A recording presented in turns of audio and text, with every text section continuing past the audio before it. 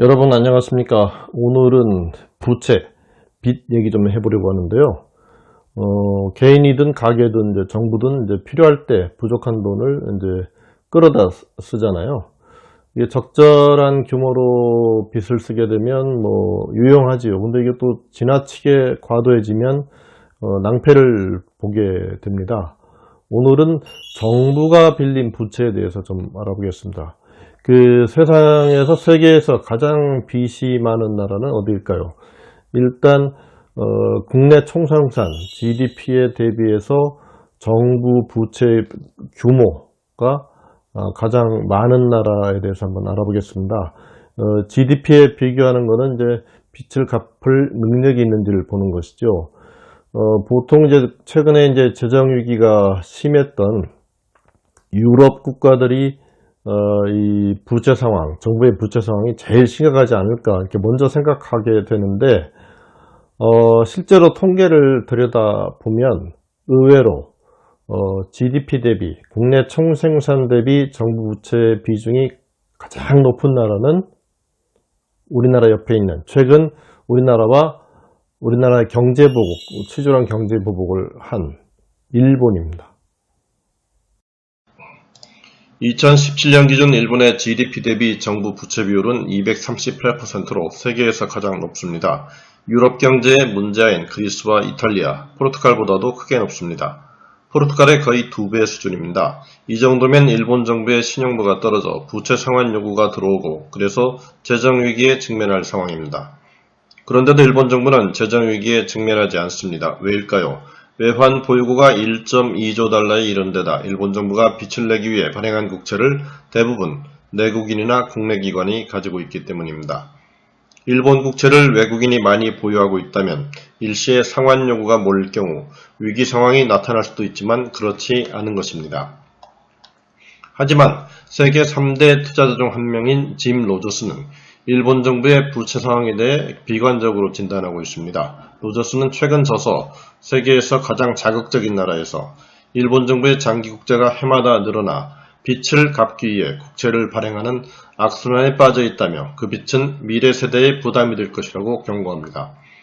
로저스는 이런 점에서 일본 정부의 장래를 오리하지 않을 수 없다며, 만약 자신이 10살짜리 일본인이라면 일본을 떠나 다른 나라로 갈 것이라며 일본 경제의 미래에 대해 잿빛 전망을 합니다. 지금까지는 이제 정부의 전체 빚이 GDP 대비 많은 나라 알아봤는데요. 일본이었죠. 그러면 이제 외국에서 빚을 많이 빌려 쓰고 있는 나라는 어디일까요? 유럽 국가일까요? 아니면 외채기가 많았던 중남미 국가일까요? 여기도 답은 좀 의외죠. 현재 17.9조 달러의 외채를 끌어다 쓰고 있는 나라는, 세계에서 가장 외채를 많이 쓰고 있는 나라는 바로 미국입니다. 미국은 매년 무역에서 이제 대규모 경상격자가 나고 있잖아요. 그걸 이제 빚으로 외국에서 돈을 빌려서 메워 쓰고 있는데요. 다른 나라 같으면은 이게 문제가 됐을 텐데 왜 문제가 안 되고 있을까요? 미국 경제가 뭐 세계 1위고 또 견실한 이유도 있지만은, 무엇보다 미국이 달러화를 찍어내는 기초통화국이잖아요. 그래서 돈을 찍어내서 이렇게 빚을 갚으면 되는 그 편리한 구조를 갖추고 있기 때문입니다. 미국 다음에 외채 순위를 보면 영국, 프랑스 순위입니다. 일본은 외채가 3.24조 달러로 7위입니다. 우리나라는 2017년 말 현재 외채가 3,846억 달러로 세계 29위 수준입니다. 미국 정부는 외국 빚을 내기 위해 국채를 발행합니다. 미국 정부 국채를 어느 나라가 가장 많이 보유하고 있을까요? 다시 말해, 어떤 나라가 미국에 돈을 가장 많이 빌려주고 있을까요? 하우머치넷의 분석 자료를 보면 지난 4월 기준으로 중국이 1.11조 달러의 미국 국채를 보유해 가장 많은 미국 국채를 보유하고 있습니다. 다음으로 일본, 브라질 순입니다. 우리나라는 전체의 1.8%인 1151억 달러를 미국 국채에 투자하고 있습니다. 하지만 지난 6월 기준으로는 미국 국채 보유 순위가 1위 일본, 2위 중국으로 순위가 뒤바뀌었습니다. 지금 미중 무역 마찰 좀 격화되고 있잖아요. 뭐 중간에 협상도 하지만 이건 상황은 여전히 안 좋은데 그 와중에서 중국이 미국의 같이 맞보복을 하기 위해서 대규모 미국 국채를 보유하고 있는데 뭐 대량으로 매각하지 않을까 뭐 이런 것들이 관측되어 왔습니다. 하지만 그거는 사실 현실적인 시나리오로 보기는 어려워요. 왜냐하면 중국이 대량으로 미국 국채를 내다 팔게 되면 국채 가격이 떨어지겠죠.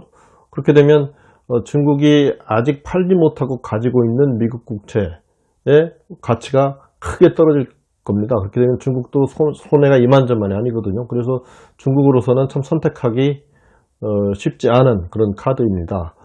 오늘은 이제 정부 전체 GDP 대비로 볼 때 정부 전체 빚이 어느 나라가 최고로 많은지 일본이죠.